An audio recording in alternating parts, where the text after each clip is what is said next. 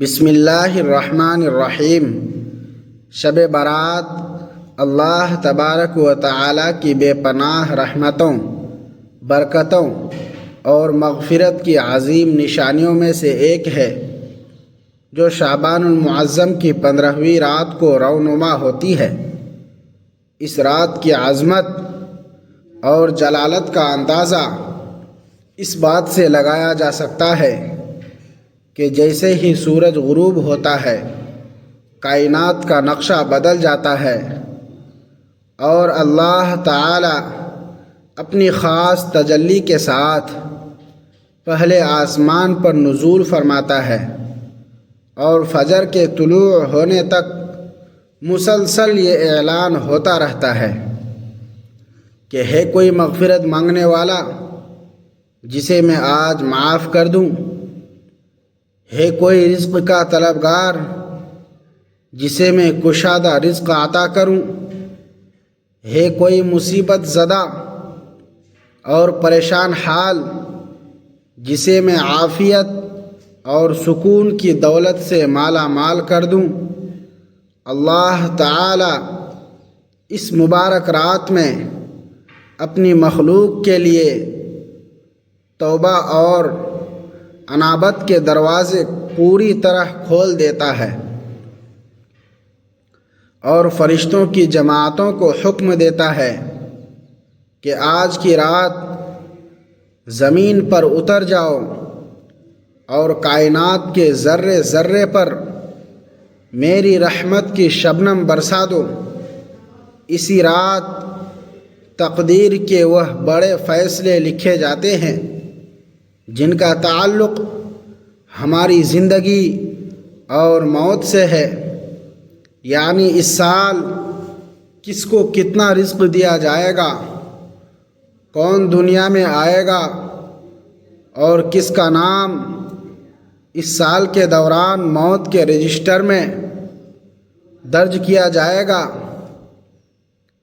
یہ سب اسی مبارک رات میں قلم بند ہوتا ہے۔ یہی وجہ ہے کہ اسے فیصلے کی رات بھی کہا جاتا ہے۔ یہ وہ رات ہے جسے جہنم سے چھٹکارے کی رات یعنی لیلۃ البرات بھی کہا جاتا ہے، کیونکہ اس میں قبیلہ بنو کلب کی بکریوں کے بالوں کی تعداد سے بھی زیادہ گنہگاروں کو اللہ اپنی رحمت سے جہنم کی آگ سے آزاد فرما دیتا ہے۔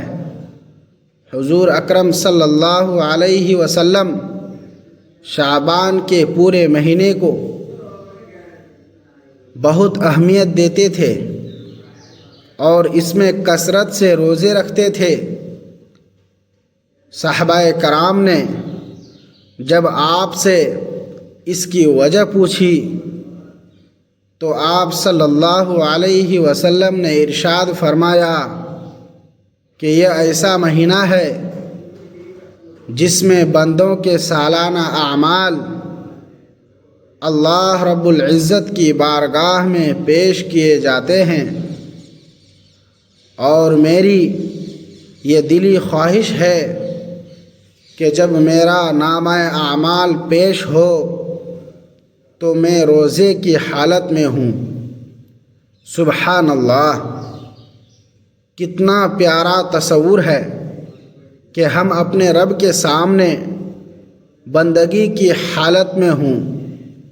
حضرت عائشہ صدیقہ رضی اللہ تعالی عنہا کی مشہور روایت ہے کہ ایک رات انہوں نے نبی کریم صلی اللہ علیہ وسلم کو بستر پر موجود نہ پایا تو تشویش میں باہر نکلی اور دیکھا کہ آپ صلی اللہ علیہ وسلم جنت البقیع کے قبرستان میں موجود ہیں، جہاں آپ لمبا سجدہ فرما رہے تھے اور اپنی گنہگار امت کی بخشش کے لیے زار و قطار رو رہے تھے۔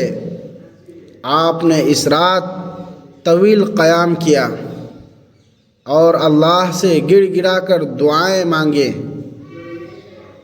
اس عمل سے یہ ثابت ہوتا ہے کہ اس رات قبرستان جانا، اپنے مرحومین کے لیے دعا کرنا اور ان کے لیے ایصال ثواب کرنا عین سنت نبوی ہے، اور اس سے روح کو تسکین ملتی ہے۔ جہاں تک 15 شعبان کے روزے کا تعلق ہے تو علماء کرام اور محدثین کی روشنی میں اسے ایام بیض کے روزوں کی مناسبت سے رکھا۔ بہت فضیلت کا باعث ہے۔ رسول اللہ صلی اللہ علیہ وسلم ہر ماہ کی 13، 14 اور 15 تاریخ کو روزہ رکھنے کی ترغیب دیتے تھے، اور چونکہ شعبان میں اعمال کی پیشی ہوتی ہے، اس لیے اس دن کا نفلی روزہ رکھنا شرعاً جائز، مستحب اور بے پناہ اجر کا حامل ہے۔ یہ روزہ ہمیں رمضان المبارک کی تیاری کا احساس دلاتا ہے۔ اس رات کا اصل مقصود آتش بازی، چراغاں، حلوے، مانڈے کی تقسیم یا دکھاوے کی محفلیں سجانا نہیں، بلکہ اپنے خالق و مالک کے ساتھ ٹوٹے ہوئے تعلق کو دوبارہ استوار کرنا ہے۔ توبہ کا اصل مفہوم صرف زبان سے استغفر اللہ کہہ دینا نہیں ہے، بلکہ توبہ تو دل کی اس تڑپ کا نام ہے جہاں انسان اپنے کیے ہوئے گناہوں پر واقعی شرمندہ ہو جائے، اس کی آنکھوں سے ندامت کے آنسو نکل آئیں، اور وہ اللہ سے یہ عہد کرے کہ اے باری تعالی، اب میں کبھی تیری نافرمانی کی طرف نہیں لوٹوں گا۔ روایات میں آتا ہے کہ اللہ تعالی اس رات ہر توبہ کرنے والے کی پکار سنتا ہے اور اسے معاف کر دیتا ہے، لیکن کچھ بد نصیب ایسے بھی ہیں جن کی اس رات بھی بخشش نہیں ہوتی جب تک کہ وہ سچی توبہ نہ کر لیں۔ ان میں وہ شخص شامل ہے جو شرک کرتا ہو، وہ جس کے دل میں اپنے مسلمان بھائی کے لیے کینہ اور بغض بھرا ہو، وہ جو ناحق کسی کا خون بہاتا ہو، اور وہ جو اپنے والدین کا نافرمان ہو۔ اس لیے ہمیں چاہیے کہ اس رات کی برکتیں سمیٹنے سے پہلے اپنے دلوں کے آئینے کو صاف کریں، دوسروں کو معاف کریں، تاکہ اللہ ہمیں معاف فرما دے، کیونکہ اللہ کے حقوق کی معافی تو ممکن ہے، مگر بندوں کے حقوق تب تک معاف نہیں ہوتے جب تک بندہ خود معاف نہ کر دے۔ ہمیں اس مبارک رات میں کثرت سے قرآن پاک کی تلاوت کرنی چاہیے، درود و سلام کا نذرانہ پیش کرنا چاہیے، اور انفرادی طور پر اپنے گھروں کے گوشوں میں بیٹھ کر خشوع و خضوع کے ساتھ اپنے رب سے مناجات کرنی چاہیے۔ یہ رات ایک سنہری پیغام ہے کہ اللہ کی رحمت اس کے غضب پر غالب ہے، اور وہ 70 ماؤں سے زیادہ پیار کرنے والا رب کبھی یہ نہیں چاہتا کہ اس کا بندہ محروم رہے۔ یا جہنم کا ایندھن بنے۔